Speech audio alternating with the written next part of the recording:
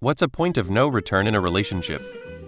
When I sit in my car for 15 minutes after work to mentally prepare myself to be criticized the moment I step in the apartment.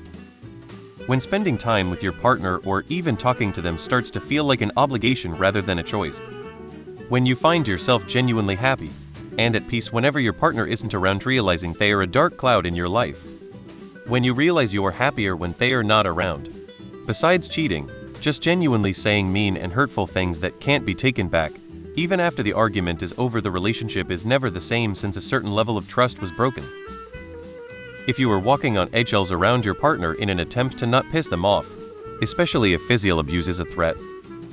When one person continues to escalate, throw tantrums, doesn't take accountability, and has no curiosity into their partner's perspective when asked to talk through something that was misaligned, confused, or unusual. Apathy. Hate indicates that there are still feelings there, they are just manifesting differently. But apathy? Apathy means you really don't give a shit anymore. And that's death to relationships.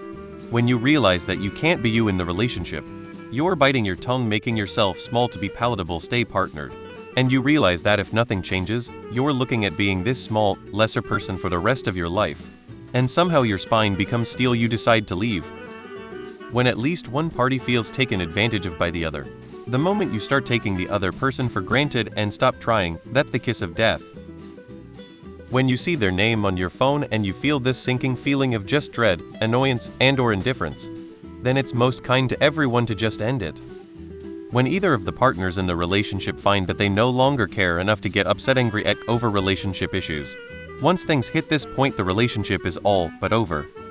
I would say the biggest is disdain. If you feel like that is how you are being responded to, or if your reaction to your partner is at all disdainful, pack your bags and leave.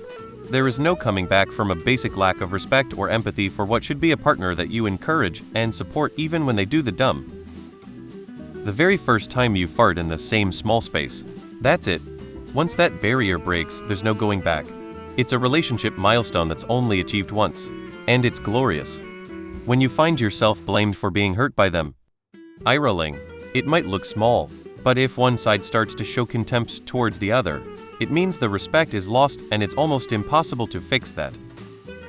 When you can predict how they will hurt you, what their response will be about your pain, and when you realize sharing that with them their pattern will just make it worse rather than unifying against the problem. Contempt.